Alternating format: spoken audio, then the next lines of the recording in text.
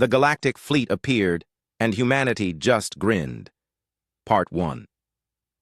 The morning sky over Seoul suddenly turned dark. Not from clouds, but from something much bigger. Massive ships, each the size of a mountain, blocked out the sun. Their black hulls gleamed with strange lights, and their weapons pointed down at Earth like angry fingers. Admiral Taeho stood on the bridge of his flagship, the Stellar Dominion. He had done this dance 1,000 times before. Drop out of hyperspace. Show overwhelming force. Watch the primitives panic and surrender. It was almost boring now. Send the fear transmission, he ordered his communication officer. The device would broadcast images of destroyed worlds directly into the minds of everyone below, usually entire. Populations would be screaming and begging for mercy within minutes. But something was wrong. Instead of screams, Taeho heard something else coming from the planet below. Laughter. Actual laughter. Sir, his communication officer said, looking confused. They're laughing at us. On Earth, Commander So-min sat in her chair at the Seoul Defense Command. She had been waiting for this day for a very long time. Around her, dozens of screens showed the alien fleet above major cities worldwide. Her team looked excited rather than scared. Should we activate the defense grid? Asked Lieutenant Jun-ho. So-min smiled and shook her head. Not yet. Let's see what they want first. She opened a communication channel to the alien fleet. Hello, there, big ships. Welcome to Earth. Nice entrance, very dramatic. Did you bring gifts? We love gifts. The aliens had never heard anything like this before. Taeho stared at his communication screen. A human woman was smiling at him. Actually smiling. Her eyes sparkled with curiosity, not fear. You will surrender immediately, Taeho said, trying to sound scary. Your planet will submit to the Galactic Confederation.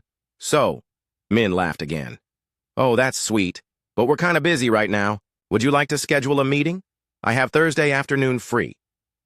Across the planet, humans were reacting in ways that made no sense to the aliens. In New York, people came out of buildings to take pictures of the alien ships. Street vendors started selling Welcome Aliens t-shirts. Social media exploded with memes about space tourists and jokes about alien parking tickets. President Jin-woo called an emergency meeting in his underground bunker, but instead of panic, the room felt like a holiday party. Defense Minister Hae-jin was actually grinning as she looked at the satellite images. They're bigger than we expected, she said, but not by much. Should we tell them we've been waiting? Not yet, Jin-woo replied. Let's see how they handle our standard first contact protocol. The protocol was simple. Be friendly, be curious, be completely unafraid. It had taken decades to train the entire planet for this moment. But it was working perfectly. Captain Myung-soo was already preparing the welcome packages. Each one contained a tablet with Wi-Fi access, maps of local restaurants, and tourist guides to Earth's most beautiful places. There were also cookies. Humans always shared food with visitors. Back on the alien flagship, Taeho was getting reports from his fleet commanders above other cities. The results were the same everywhere. Humans were treating the invasion fleet like an interesting parade. In Tokyo, people were trying to communicate with the ships using giant LED displays. In London, someone had projected "Hello, Space Friends" onto the bottom of the nearest ship. This makes no sense, said Commander Sang-hoon, Taeho's second-in-command. They should be terrified. Our ships could destroy their entire civilization. Maybe they don't understand what we can do, suggested Lieutenant Da-yun from the intelligence station. Then show them, Taeho ordered. The aliens powered up their weapons, making the air crackle with energy. The demonstration was meant to show Earth exactly what would happen if they didn't surrender, but instead of panic, the response from Earth was even more surprising. Applause. Actual applause. Humans were clapping at the light show. Dr. Yoon-ji stood on the roof of Seoul National University with her students, all of them holding cameras and scientific instruments. Look at those energy signatures, she said excitedly. The way they focus, their plasma streams is fascinating. I wonder if we could ask them about their power source. She grabbed a megaphone and shouted up at the nearest ship. Hello up there, I'm a scientist. Could you tell us about your propulsion system? We'd love to learn. The aliens could hear everything. Their translation systems picked up every word from the planet's surface. Instead of fear, they heard excitement. Instead of surrender, they heard curiosity. Instead of begging, they heard invitations to dinner. Young Hee, an engineer working for the Korean Space Agency, was broadcasting on all frequencies. Attention alien visitors, we have so many questions. How do your ships work? How far did you travel? Do you need anything? We have coffee. Tae-ho had conquered 47 worlds. He had seen species fight to the death. He had seen others surrender. Immediately, he had never seen anything like this. An entire planet that seemed genuinely happy to see his invasion fleet. Sir, his tactical officer reported, their military forces are not mobilizing. In fact, many of their soldiers seem to be taking vacation time to watch us. It was true. Around the world, human military personnel were requesting leave to witness the historic first contact. Some brought their families, others brought picnic baskets. General Jae-sung stood in the Pentagon, watching satellite feeds of his own soldiers waving at alien ships. He chuckled and turned to his staff. Well, they seem friendly enough. Should we invite them down for lunch? By evening, the alien fleet hung in Earth's sky like dark ornaments. They had been there for 12 hours, and nothing was going according to plan. No one had surrendered. No one seemed afraid. If anything, the humans seemed to be enjoying themselves. Tae-ho stared down at the blue planet below. City lights twinkled like stars, and he could see celebration fireworks in several locations. The humans were throwing parties. They were celebrating the arrival of his invasion fleet. Sir, Commander Sang-hoon said quietly, what do we do now? For the first time in his long military career, Admiral Tae-ho didn't have an answer. The humans were supposed to be afraid. They were supposed to surrender. They were supposed to beg for mercy. Instead, they had invited him to lunch. Down on Earth, Somin was finishing her duty shift. Tomorrow would bring formal first contact protocols. Tonight, she was going home to have dinner with her family and talk about the exciting day when the aliens finally arrived. She looked up at the dark shapes in the sky one more time and smiled. Welcome to Earth, she whispered. Hope you're ready for us. The galactic fleet appeared, and humanity just grinned. Part 2. The next morning brought something the alien fleet had never experienced before. Earth sent them an invitation. Ambassador Woo Jin stood in the Seoul teleporter facility, adjusting his tie. He carried a briefcase full of documents, but more importantly, he carried a thermos of coffee and a box of Korean pastries. First contact was important, but so was being a good host.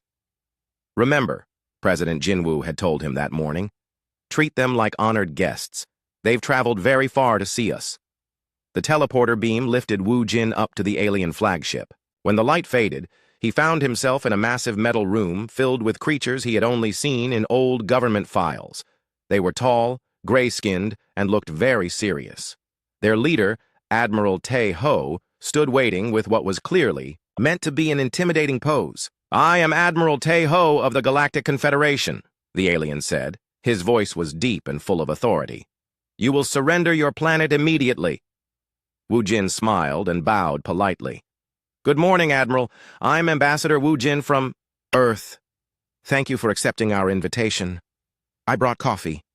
He held up the thermos. It's a human tradition to share drinks with visitors. The aliens looked at each other in confusion. This was not how conquered species were supposed to behave. You do not understand, Commander Sang-hoon stepped forward. We are here to take control of your world. You have no choice in this matter. Oh, I think there's been a misunderstanding, Woo Jin said cheerfully. He opened his briefcase and pulled out a tablet. We prepared a presentation for you. Would you like to see our planet's resume? We have excellent ratings for tourism, technology, and cultural exchange. He pressed a button and holographic images filled the room.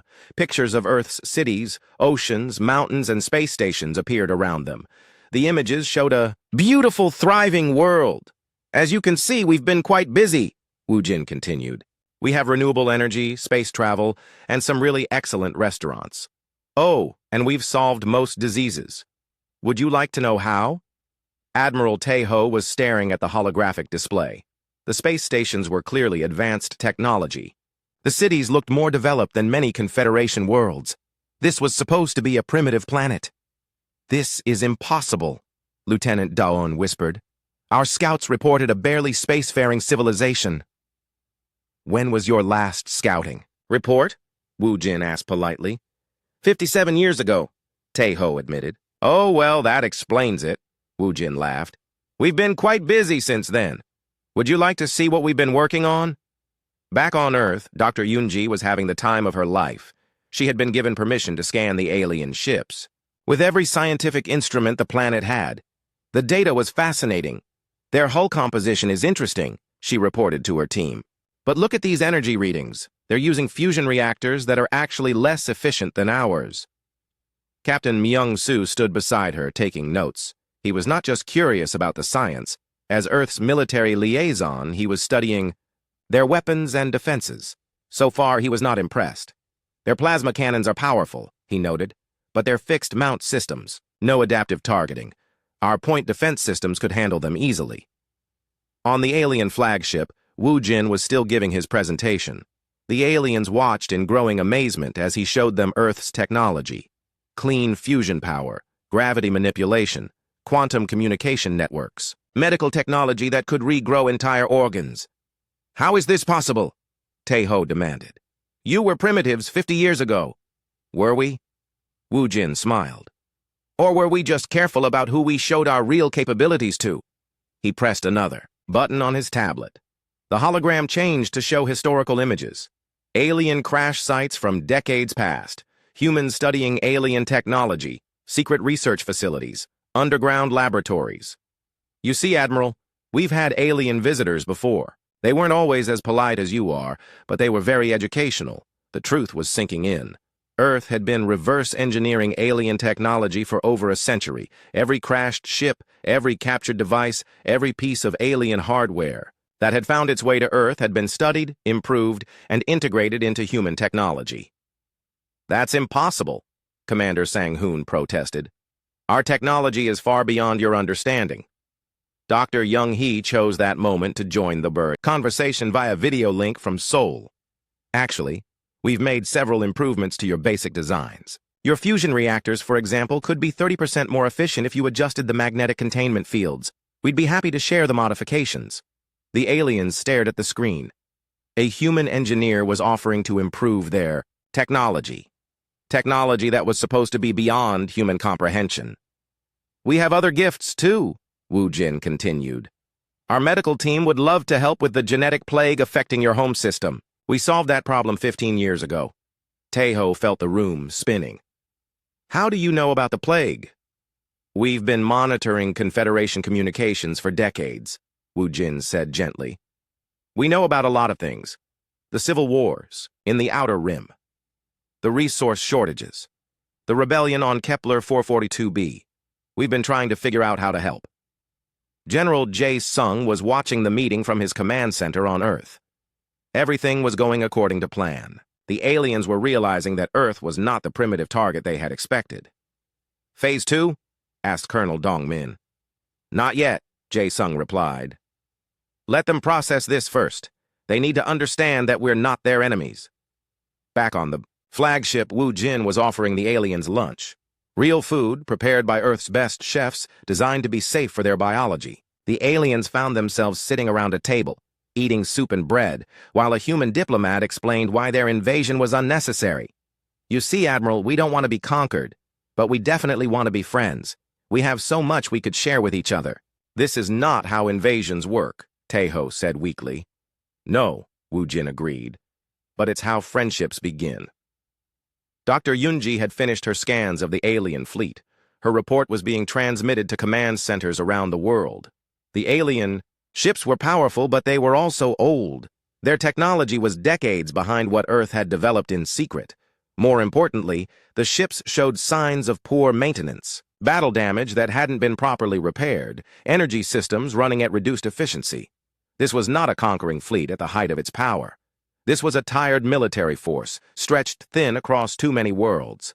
Captain Myung-soo shared Dr. Yun-ji's conclusions with the president. They're not here because they're strong, he reported. They're here because they're desperate. The Confederation is failing, and they need new resources. President Jin Woo nodded. That changed Everything. Earth wasn't facing conquerors. Earth was facing refugees. Update the first contact protocols, he ordered. Offer them what they really need. Help. On the flagship, Admiral Tae-ho was discovering that human coffee was actually quite good. He was also discovering that his invasion was turning into the strangest diplomatic meeting of his career. So, Wu Jin said, refilling the Admiral's cup, would you like to hear our counter-proposal? The Galactic Fleet appeared, and humanity just grinned. Part 3 Admiral Tae-ho set down his coffee cup and tried to look intimidating again. Counter-proposal.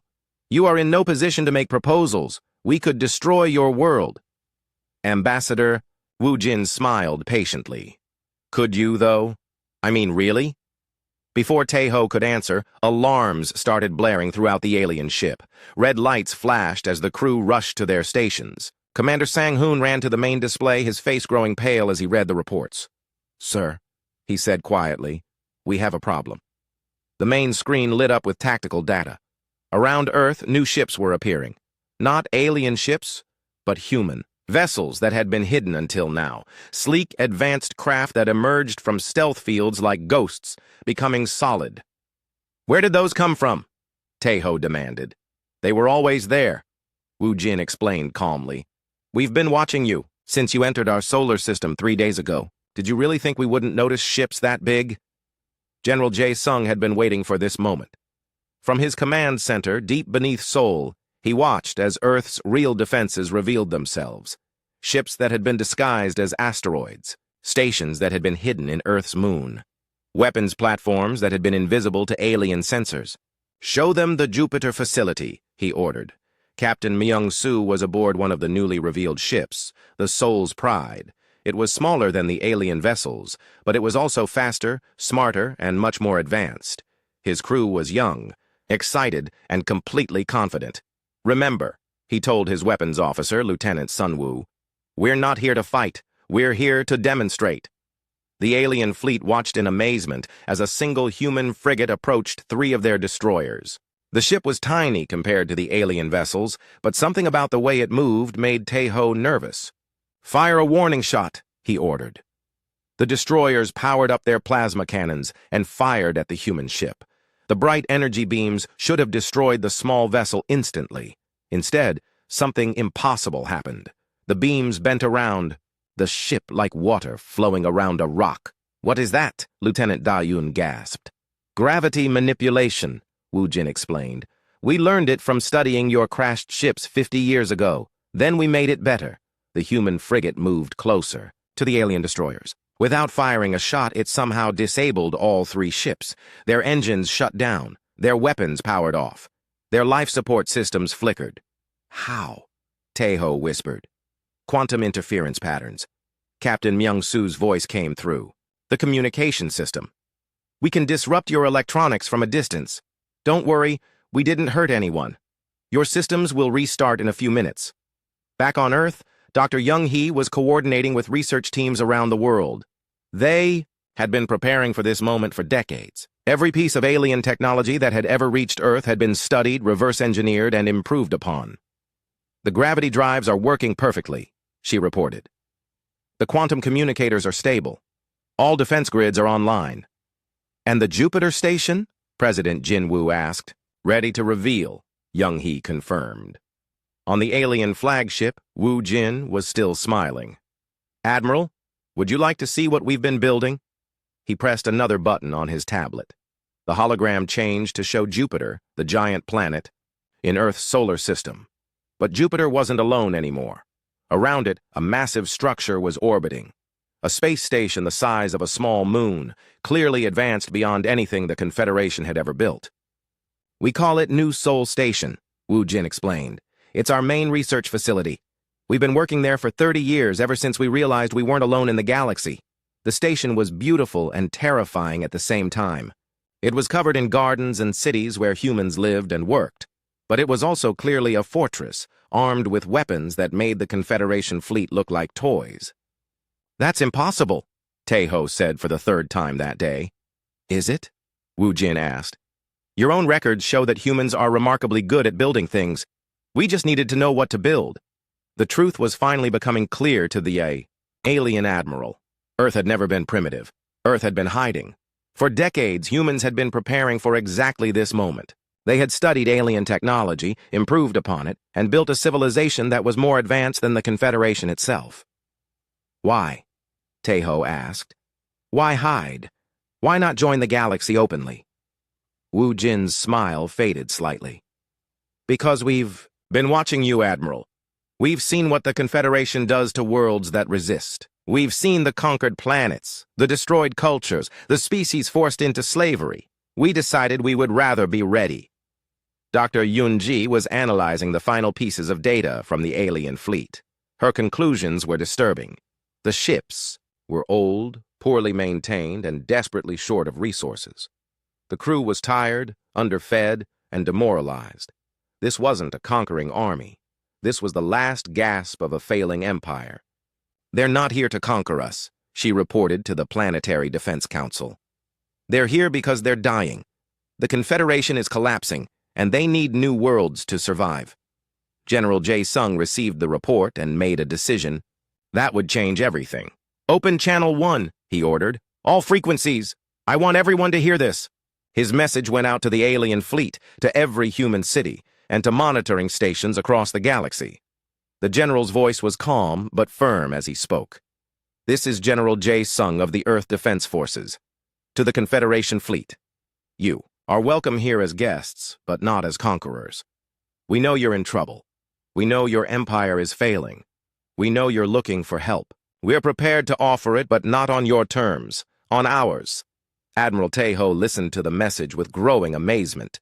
The humans weren't just refusing to surrender. They were offering to help their would-be conquerors. We don't need your help, he said, but his voice lacked conviction. Don't you? Wu Jin asked gently. He showed Taeho another hologram. This one displayed star charts showing Confederation territories, rebellion markers, failed colonies, resource shortages, military defeats. We've been watching for a very long time, Admiral. We know about the civil wars. We know about the resource crisis. We know that half your fleet commanders have turned rebel, and the other half don't trust each other. We know you're not here to conquer Earth. You're here because Earth might be your only hope. The alien bridge fell silent. Every officer was staring at the holographic display, seeing their empire's failures laid bare by human intelligence. You've been spying on us, Commander Sang-hoon accused. We've been learning from you, Wu Jin corrected. And now we'd like to teach you something in return. Captain Myung-soo's ship was still floating beside the 3 disabled destroyers. His crew was running detailed scans of the alien vessels, learning everything they could about Confederation technology. But they were also doing something else. Medical teams standing by, Lieutenant Sunwoo reported. The aliens are showing signs of malnutrition and several treatable diseases. Should we offer assistance? Myung-soo looked at the tactical display. The alien fleet was powerful enough to destroy Earth's cities, but their crews were suffering. These weren't monsters. These were people in trouble. Send the medical offer, he decided. All ships. Let's see if they'll accept help. The message went out to every alien vessel. Human medical teams offering to treat sick crew members. Human engineers offering to repair damaged systems. Human farmers offering to share food. For the first time in his military career, Admiral Taeho didn't know what to do. He had come to conquer a primitive world. Instead, he had found an advanced civilization offering to save his dying empire. What do you want from us? He asked Wu Jin. The human ambassador smiled again. Nothing, Admiral. We want to give you something. Hope. The galactic fleet appeared, and humanity just grinned. Part 4 hope was something Admiral Taeho hadn't felt in years. He stared at Ambassador Wu Jin, trying to understand what was happening. You're serious? You actually want to help us? More than that, Wu Jin said. We want to show you something that might change everything. The ambassador touched his tablet again. This time the hologram showed not Earth, but dozens of other worlds. Green planets, space stations, asteroid colonies, all of them showing signs of advanced civilization. All of them populated by species Taeho recognized. Those are Confederation worlds, Commander Sang-hoon said in confusion. But the rebellion destroyed most of them. No, Wu Jin replied. The rebellion relocated them. Here, to the Sol system. We've been offering sanctuary to refugee populations for over 40 years. The truth hit Tejo like a physical blow. Earth wasn't alone. Earth was the center of a hidden network of worlds that had been secretly working together while the Confederation tore itself apart. Impossible, he whispered. Let me show you, Wu Jin said. The hologram changed again. This time it showed the inside of New Sol Station. The massive facility was bustling with activity, but not just human activity. Creatures from dozens of different species worked side by side. Scientists, engineers, farmers, teachers, all of them living together in harmony. The Vegan refugees from Kepler 442b, Wu Jin pointed to tall, blue-skinned beings working in a laboratory. They arrived 15 years ago. We helped them rebuild their civilization. In return, they shared their biotechnology with us. The image shifted to show another section of the station. The Centauri miners who fled the corporate wars, they taught us advanced materials engineering. The Andromedan artists who escaped the cultural purges, they've been helping us design beautiful cities. Admiral Byung-ho was watching the meeting from his command ship, hidden in Earth's asteroid belt. He had been fighting the Confederation for 20 years, leading a rebel fleet that most people thought was just a myth. Now it was time to reveal the truth. All ships, drop stealth, he ordered. Around Earth's solar system, hundreds of ships suddenly became visible. Not just human vessels, but alien ships from dozens of different species. Confederation deserters who had joined the rebellion. Merchant fleets that had grown tired of exploitation. Even some Confederation Navy ships that had switched sides. On the flagship, alarms were blaring again. Tejo's tactical officer was shouting reports of new contacts appearing everywhere. Sir, we're surrounded. Hundreds of ships, all different. Classes! But the ships weren't attacking. They were just there, waiting, watching. Don't be afraid, Wu Jin said calmly. They're friends. Most of them used to be Confederation citizens, just like you. Commander In-suk was aboard one of the rebel ships, a modified Confederation cruiser called Freedom's Dawn. Her crew was mixed, humans, former Confederation soldiers, and refugees from a dozen worlds. They had been planning this moment for years. Should we hail them? Her communications officer asked. Not yet, In-suk replied. Let the humans handle the diplomacy first. Our time will come. Back on Earth, President Min-ho was receiving reports from monitoring stations throughout the galaxy. The reveal was working perfectly. Confederation outposts were detecting the massive fleet around Earth and reporting it back to their high command. Soon, everyone would know that the rebellion was real, organized, and much larger than anyone had imagined. Phase 3? Asked. Defense Minister Hae-jin. Phase 3, Min-ho confirmed.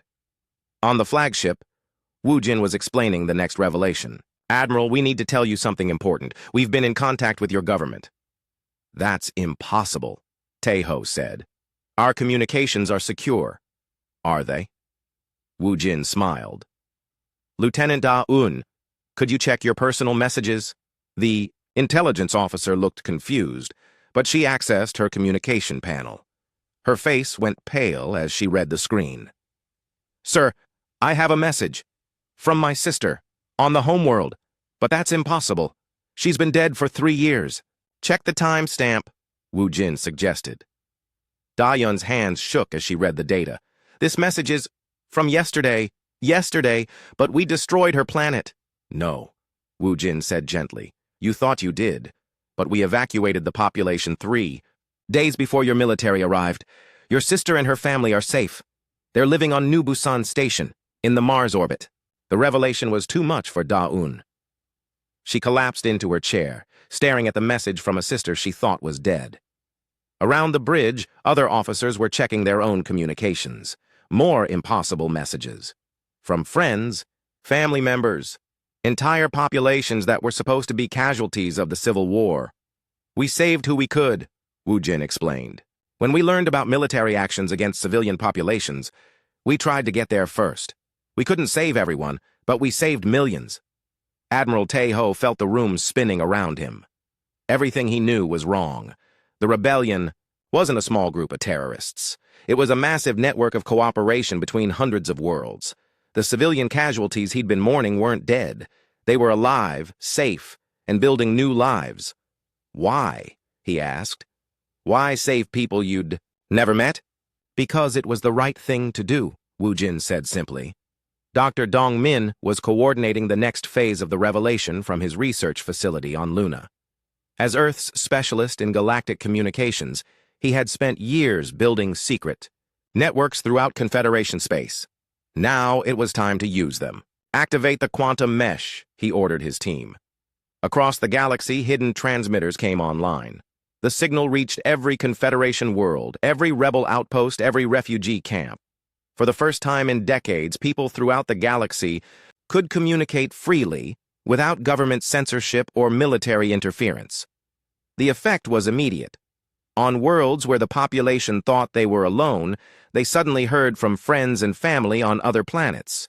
Resistance groups that thought they were isolated discovered they were part of a massive movement. Confederation soldiers received messages from homeworlds they thought had been destroyed.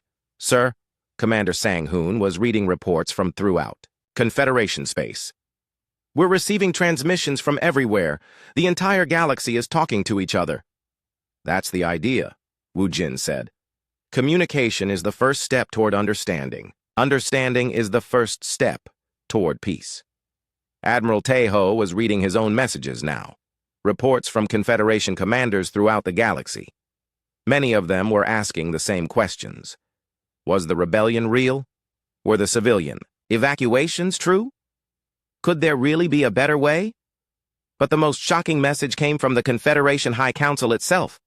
It was addressed directly to him. Admiral Taeho, you are ordered to negotiate with the humans. Find out what they want. Learn what they're offering. The Council is interested in discussions. Taeho stared at the message. The High Council, which had been preparing for total war just days ago, was now asking for negotiations. The revelation of Earth's true capabilities had changed everything. They're scared, he realized. They should be, said a new voice. Everyone on the bridge turned to see a figure materializing in a column of light. It was a human woman, but she was clearly using advanced teleporter technology to appear directly on the alien ship. I'm Director Chang-woo, she said, bowing politely to the confused aliens. I represent the Galactic Liberation Alliance. I think it's time we had a proper conversation. Taeho looked around his bridge. His crew was staring at impossible messages from people they thought were dead. His fleet was surrounded by hundreds of enemy ships that hadn't fired a shot. His government was asking him to negotiate with primitives who had just demonstrated technology beyond Confederation understanding. What do you want from us? He asked Chang-woo. The director smiled. We want you to make a choice, Admiral. You can keep fighting for an empire that's dying, or you can help us build something better. She gestured to the holographic display, which now showed the entire galaxy. Green markers indicated worlds that had joined the Alliance. Red markers showed Confederation holdouts. Yellow markers showed neutral systems. As you can see, Chang-woo continued, we're not asking you to surrender to us. We're asking you to join us. Together we can build a galaxy where every species has a voice, where every world can prosper, where no one has to live in fear. Taeho looked at the display. The green markers outnumbered the red ones by more than 3-1. The rebellion wasn't a rebellion anymore. It was a revolution, and it was winning. What guarantee do we have, he asked. The same guarantee we give everyone, Chang-woo replied. Freedom, dignity, and the right to choose your own future. No conquest, no domination, just cooperation. For the first time in his life, Admiral Taeho began to believe that maybe, just maybe, there could be a better way. Admiral Taeho sat in silence for a long moment, staring at the galactic display. Around him, his crew was reading messages from family members they thought were dead. His empire was crumbling. His fleet was surrounded. But for the first time, in years, he felt something like hope. If I agree to this, he said slowly, what happens to my people? My crew? The world still loyal to the Confederation? Director Chang-woo smiled warmly. They get the same choice everyone else gets. Freedom to decide their own future. No punishment for past actions, no forced changes, just the opportunity to build something better. That sounds too good to be true, Commander Sang-hoon said suspiciously. It probably does, Ambassador Wu Jin agreed. Let us show you how it works. The hologram changed to show a planet Taeho recognized. Rigel Prime, a former Confederation military base that had been captured by rebels 2 years ago. He expected to see destruction, but instead he saw thriving cities, green fields, and busy spaceports. The Confederation garrison surrendered without a fight, Chang Wu explained. We offered them the same deal we're offering you. Join us. Keep. Your ranks help us build a better system. Most of them chose to stay. The image focused on a familiar figure directing construction of what looked like a hospital. It was General Kyung-soo, Taeho's former second-in-command, who had disappeared during the Rigel campaign. Kyung-soo? Taeho whispered. He's helping us establish medical facilities for war refugees, Wu Jin said. He said he was tired of destroying things. He wanted to build them instead. Lieutenant Da-un was still staring at her personal messages. Sir, my sister says she's working as a teacher now. She's helping human children learn about our culture, and alien children learn about theirs. She says it's the best job she's ever had. The bridge fell quiet as the crew absorbed this information. Everything they had been told about the rebellion was wrong. It wasn't about conquest or revenge. It was about cooperation and rebuilding. What would you need from us? Taeho asked finally. Your help, Chang Wu said simply. There are still Confederation worlds suffering under the old system. People who need food, medicine, protection from war. You know those systems better than we do. You could help us reach them. Admiral Sung-min materialized beside Chang Wu in another teleporter beam. Taeho recognized him immediately, another former Confederation officer who had vanished during the rebellion. Taeho, Sung-min said, grinning. Good to see you again. Though I have to say your timing could be better. We were hoping you'd figure this out before showing up with an invasion fleet. You're alive, Taeho said in amazement. The reports said your ship was destroyed. My ship was captured, Sung-min corrected. My crew was offered a choice, fight to the death for a failing empire or help build something new. Most of us chose to build. Sung-min gestured to the tactical display, which now showed the positions of all ships in the system. Half the fleet around Earth used to be Confederation Navy. We didn't conquer them. They joined us. Captain Myung-soo's voice came through the communication system. Admiral Taeho, we're receiving surrender requests from 17 of your ships. Their crews want to know if they can speak with family members we evacuated. Taeho looked around his bridge. His crew was staring at him with hope in their eyes. They wanted to believe this was real. They wanted to believe there was a way out of the endless war. What guarantee do we have that you won't just destroy us later? He asked. Secretary General Yu Jin appeared on the display screen, broadcasting. From Earth's newly constructed Galactic Assembly Hall. You have the same guarantee we've given to over 300 species, Admiral. The guarantee of law, democracy, and mutual respect. She gestured to the assembly hall behind her. It was filled with representatives from hundreds of worlds, all different species, all working together. Every world that joins the Alliance gets a voice in the Galactic Assembly. Every species gets to vote on policies that affect them. No one rules over anyone else. Even former Confederation officers? Taeho asked. Especially former Confederation officers, Yu Jin replied. We need people who understand how the old system worked so we can build a better one. General Kyung-soo chairs our refugee assistance committee. Admiral Sung-min leads our peaceful exploration fleet. They're not prisoners or second-class citizens. They're valued members of our community. Commander In-suk chose that moment to reveal herself. Her ship, the Freedom's Dawn, moved closer to the Confederation flagship. On the main screen, Taeho could see her bridge, which was staffed by humans and former Confederation personnel working side by side. Hello, Admiral, she said, saluting respectfully. Commander In-suk, formerly of the Confederation 4th Fleet. I've been fighting this war for 20 years. I'm tired of fighting. I'd rather spend my time exploring new worlds and making new friends. Her ship's crew was visible behind her. They were smiling, relaxed, clearly happy with their choice. This wasn't the desperate, angry rebellion Taeho had expected. These were people who had found a better way to live. The choice is yours, Chang Wu said gently. Fight us and lose, or join us and help build something amazing. Either way, the war ends today. Taeho looked at his tactical display one more time.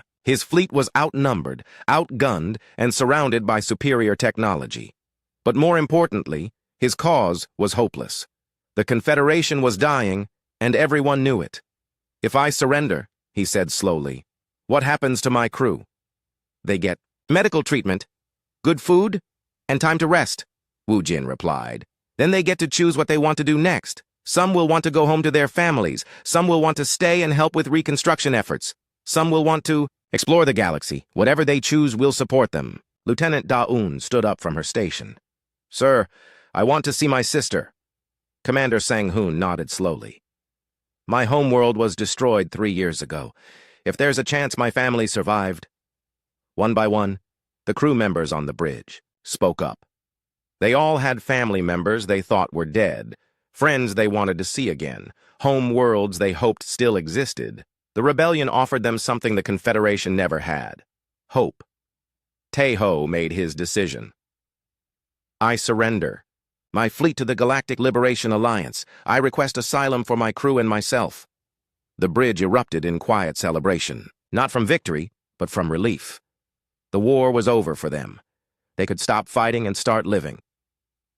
"Welcome to the Alliance," Chang-Woo said, smiling. "Let's go home." 3 months later, Admiral Tae-ho stood in the Galactic Assembly Hall, on Earth, wearing the blue uniform of the Alliance Peacekeeping Force. He was giving a report on reconstruction efforts in the former Confederation territories. "Resource distribution is proceeding ahead of schedule," he reported to the Assembly. "Medical teams have reached 94% of affected worlds. Refugee resettlement programs are operating at full capacity." Behind him sat representatives from over 400 worlds, all listening respectfully to the former enemy who was now their colleague. The Galactic Assembly had voted unanimously to accept the Confederation remnants into the Alliance, with full rights and privileges. President Jin Woo watched from the observer's gallery, smiling at how well the integration was proceeding. Earth had gambled everything on the belief that cooperation was stronger than conquest. So far, they had been proven right. "The last Confederation holdouts surrendered yesterday," Tae-ho continued. "The transition to Alliance governance is complete. The galaxy is finally at peace." The assembly erupted in applause from hundreds of different species. In the front row, Lieutenant Da-Un sat with her sister, both of them wearing Alliance Diplomatic Corps uniforms. Commander Sang-Hoon was coordinating refugee relief efforts from his new position in the humanitarian department. Dr. Yoon-ji was still studying alien technology, but now she was sharing her discoveries freely with scientists from across the galaxy. Captain Myung-soo commanded a joint species exploration vessel, seeking out new worlds to welcome into the Alliance. The humans had achieved something unprecedented in galactic history. They had ended a war not through superior firepower, but through superior compassion. They had conquered not through fear, but through friendship. "Any questions?" Tae-ho asked the assembly. A young representative from Centauri Prime raised her hand. "What's our next mission, Admiral?" Tae-ho smiled, looking out at the vast chamber filled with beings from hundreds of worlds, all working together for the first time in galactic history.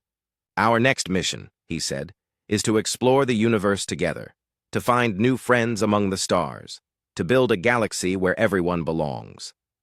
The applause that followed could be heard from orbit. Outside the assembly hall, Earth's blue sky was filled with ships from 1,000 worlds, all of them flying in formation, not as conquerors or subjects, but as equals, as friends. Humanity had grinned when the galactic fleet appeared because they knew something the aliens didn't. They knew that the best way to defeat an enemy was to turn them into a friend, and in the end, that's exactly what they did.